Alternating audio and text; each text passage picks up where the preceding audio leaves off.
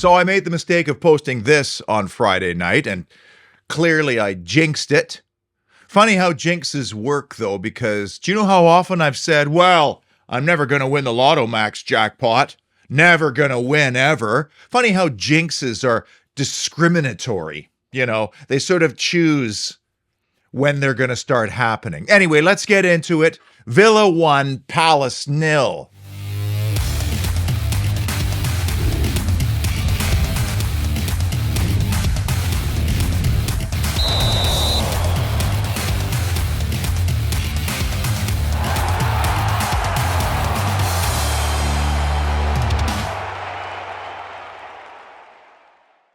Lovely to have you inside the parlor, as always. We had a whole team of correspondents on the case down at the Villa for the visit of Crystal Palace, including one of Samir's soldiers, Sean Cook, who could be a lieutenant in that squadron by the look of it. We also had young Arlo and Dad Ivan McDougall with the camera rolling. We had representation from down south. The Solent villains were in the house with Pete Fincham and daughter Abby. And future rock and roll guitar legend Alex Dutton had his fancy 4K phone in operation as well. I'll let you sit back, relax, and enjoy the build-up, the lead-up, and the buzz for Aston Villa and Crystal Palace.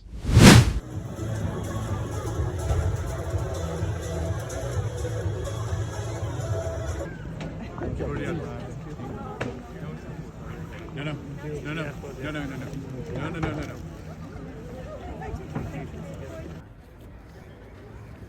Water, you get a phone.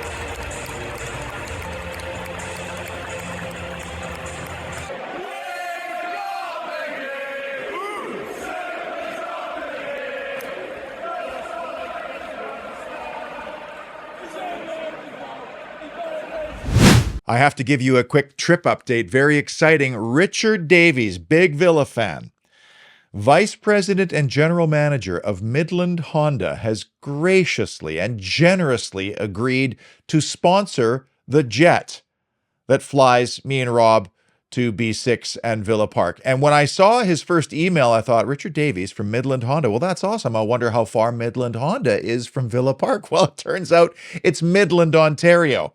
So he's a fellow Canadian, but still extremely generous. And so now, with his sponsorship and then your generous support through the Super Thanks, which is still open and always open, we're halfway there. And that's just about close enough. In fact, expect an exciting announcement soon. Not only did Aston Villa beat Crystal Palace 1-0 on Saturday, but some new merch arrived. I love it. I love this collection and this particular color. I'm calling it Sean Teal Blue. And just so you know, I'm 6'2", 260. Yes, 260. And 2XL fits me absolutely perfectly. Whereas in Kappa, 2XL was still snug. I love the color combinations. I love the design. I love the feel. I love the material. You could go to Villa Park. You could fly there, go to Villa Park, drive there, whatever, load up in the store. But you could also just click on the link in the description below and save yourself 65%. Still 65% on most items. I mean, they're just clearing it all out. Fill your boots and support the show at the same time. I can't wait to experience this myself instead of having to rely on others to film it for me as we present the Holy Trinity show, the 3 key issues or moments that define Villa 1, Palace 0. Such a glorious scene, such a gorgeous stadium as we present the key statistics, which very much went Villa's way. And I keyed in on accurate long balls as the extra stat today. In fact, it seemed to me like Emi Martinez was on his best behavior when attempting 1 or 2 of these, but honestly, Palace was pitiful. Look at that XG, no shots on target. Villa's accurate passes 88% in a game where they had 58% possession, and they had 59% long ball accuracy. That's actually pretty decent, and the best this year by a long shot. A big picture, big issue for me. Isn't it refreshing to hear the language and the messaging coming out of the mouths of the manager and the player be somewhat authentic, realistic, truthful, and that messaging actually forecasts what we end up seeing on the weekend? I mean, after Arsenal, it was very clear what some of the problems were. They made the adjustments. Lo and behold, it worked at Everton, not an easy place. And then in this game, it was about managing moments. John Mcginn talked about it, in addition to his relationship with Unai Emery and being asked, well, where do you want to play, John, to help the team? And he said, I want to play a more advanced midfield role, kind of like how I do in Scotland. Look what's happened. He's flourishing. That's building trust between the skipper and the manager. But Mcginn himself said, you know, sometimes we feel this obligation to have to entertain the crowd rather than showing some pragmatism. And just on the crowd, it's funny, I saw a lot of comments from people saying the atmosphere at Villa Park has just dropped right off. And you saw the video of all the flashing lights and sometimes the flames and the flags waving and all these things. And that makes people wonder, well, what happened from the promotion season and the game against Everton, the 2-0 game, which was one of the most crackling atmospheres in the history of Villa Park, frankly, in the modern era anyway. Do you know what the difference is? I hate to say it's a very simple thing. Increase in ticket prices. When you price certain clientele out of the picture, the atmosphere changes. Just ask Chelsea. Back to the original point, though. Unai Emery, who wants a really good relationship with the supporters, talks so often about the moments and managing those moments. But the big word that came up over and over again in Unai Emery's Friday press conference was control and managing the game in moments.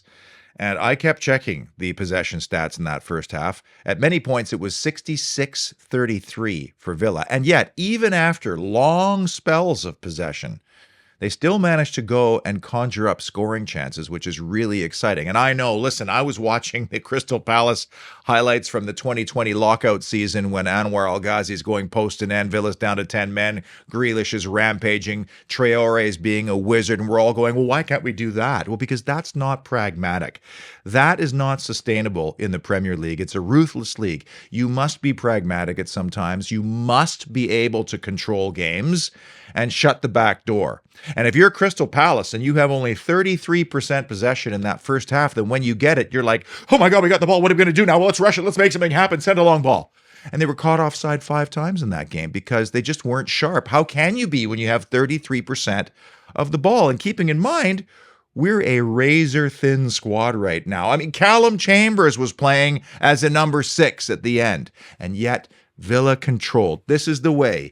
Draw the press, shift the press, play around or through the press, flummox the opponent by putting the 2 fullbacks very high, forcing them to decide, what do we do defensively here? And lo and behold, for the most part, we weren't threatened. Wasn't the greatest outing for Chambers either, it has to be said. And what do you do to resurrect your career if you're Callum Chambers? Do you have to drop down to the Championship? This guy's been totally devoid of first-team football for like 2+ years now. What does that do to your pride, your psyche, your confidence, all of it? I mean, he's getting paid a lot of money to sit on the bench and appear occasionally. I would do it for a lot less. To sit on the bench, I'll tell you what, I'll do it for a 16th of what Callum Chambers is getting. I'll even waddle around in training 2 or 3 times a week for 1/16 of what he's making. He needs to move on, though. He's got to go somewhere this summer where he can play and try to get his career back on track.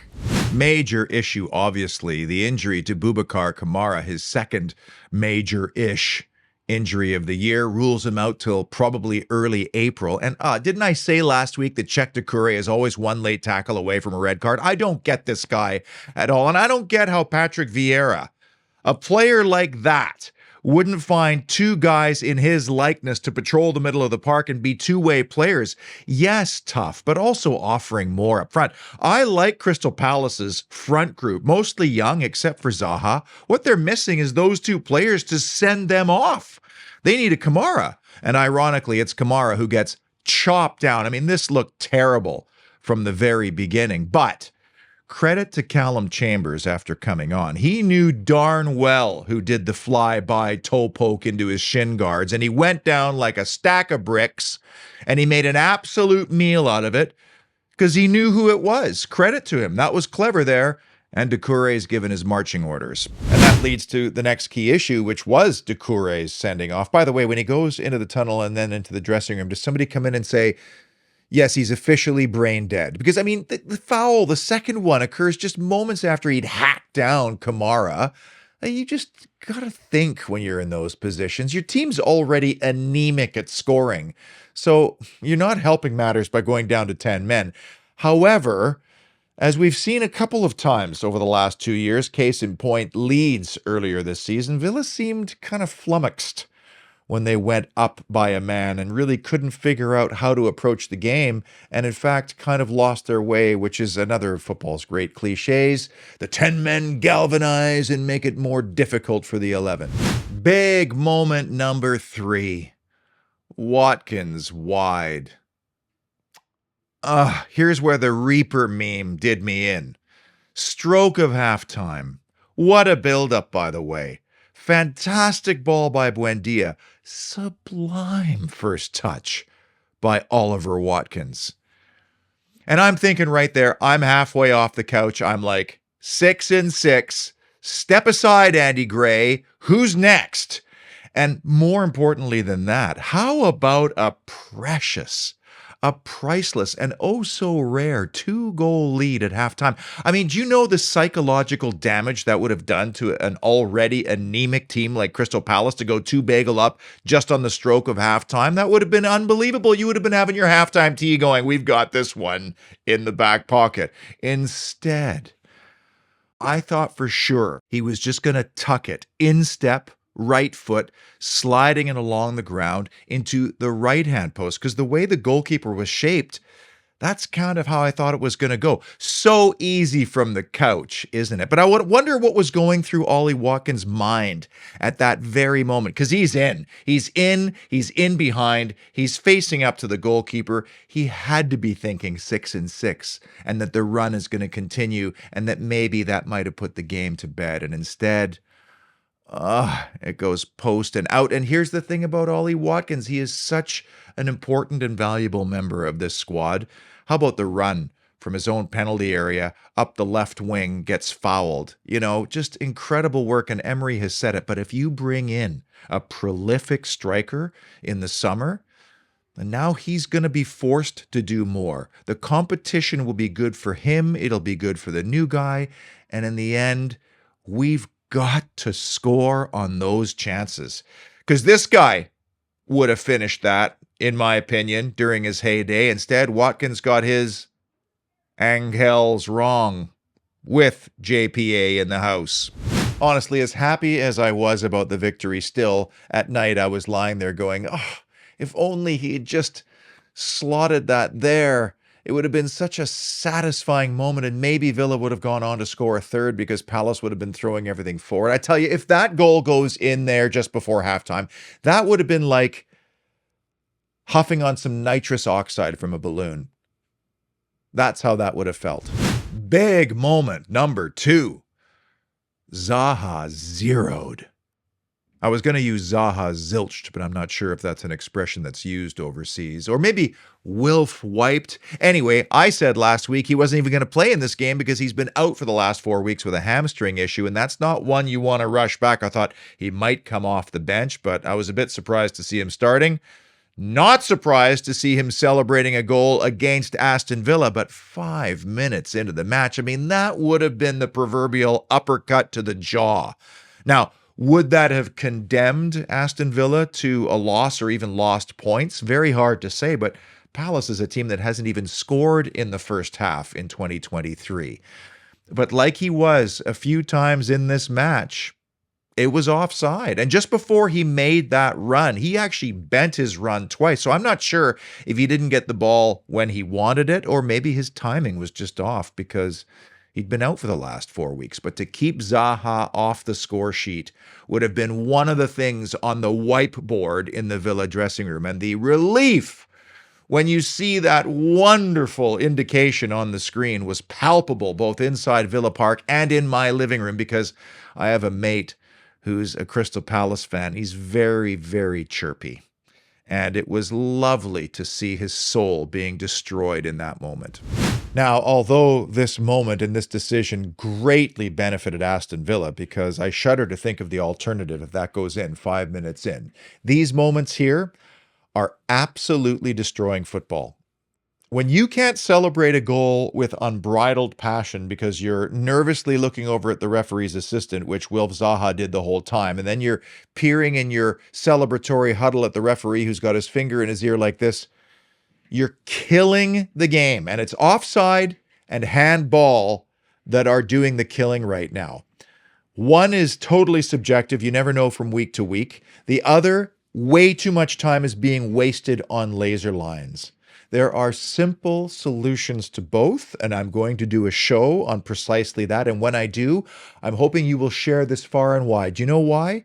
Because we, as the supporters of this game, the people that love it the most, we own the game. FIFA doesn't own it, they govern it. Same as UEFA. IFAB, they just make the laws based on recommendations.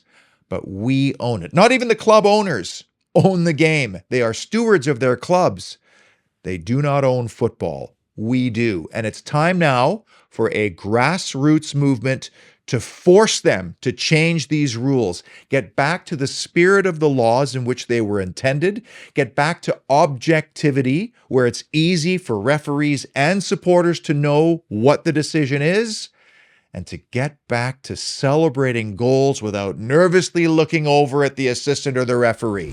And the number one key issue or moment that defined Aston Villa 1, Crystal Palace 0, it's another Mcginn masterclass. And yes, I am being partially lazy for having the same number one in consecutive weeks because I don't have to change the graphics. But let's be fair, John Mcginn was influential again in this game, and he provided its defining moment. But he did other things very well in this game too. In fact, it was a shame that he couldn't bury the chance in the second half in front of the whole 10 that was quite well set up by Leon Bailey. And this was right in his wheelhouse. What a lovely dummy by Ollie Watkins, doing things off the ball again that we sometimes don't see right away. And you just think, man, if he gets one, maybe the confidence increases, especially in that advanced role, and he starts to go on a little bit of a run here. But hey, if not for Mcginn, then what? I mean, there was no Dendoncker on Saturday. Phil Coutinho's out. Jacob Ramsey, a little bit anonymous, at least in the attacking sense on Saturday. Defensively, he put a shift in. So we need him right now, especially now that Boubacar Kamara will be on the shelf for a few weeks.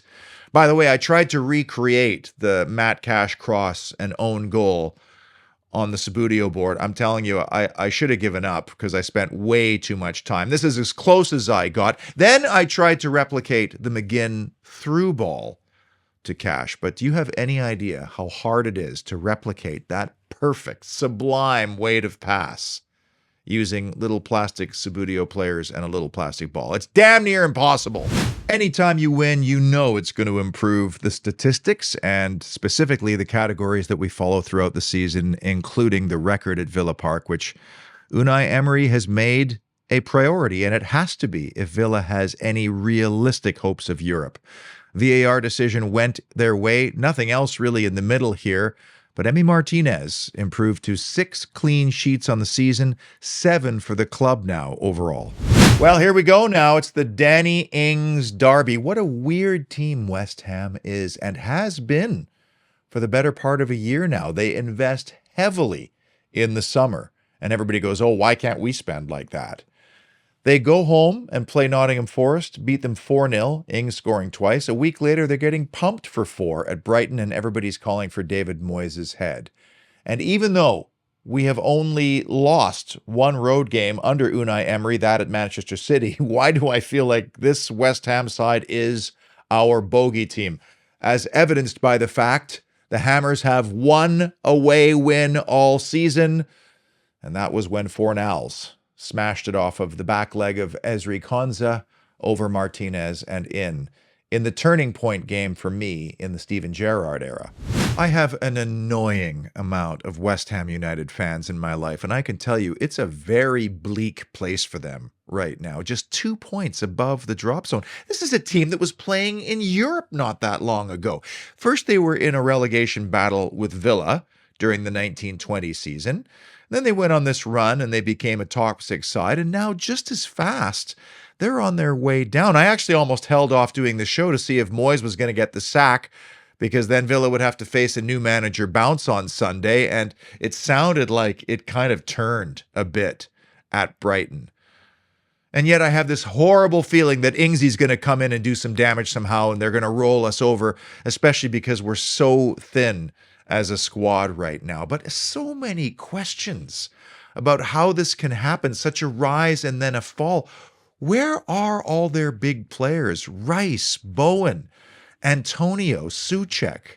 Maybe they're not big players, but they were on some kind of run. I mean, is this all down to Jesse Lingard, for crying out loud? Was the £80 million they spent on Paquetá and Scamata, was that now a bigger risk than it seemed in the summertime? And why on earth do they play in pajamas? That's another question I want answered. West Ham away, then Bournemouth at home, and then away to Chelsea. If you gave me those fixtures in October, I would have been terrified. Now, not so much, except for the fact that we're incredibly thin. No Coutinho, no Kamara, no Carlos still. So the lack of fixture congestion is a benefit to Aston Villa. In fact, this nice long stretch before a Sunday game will be helpful in recovery. Until that time, be well, stay positive, and all together now, up the mighty Villa.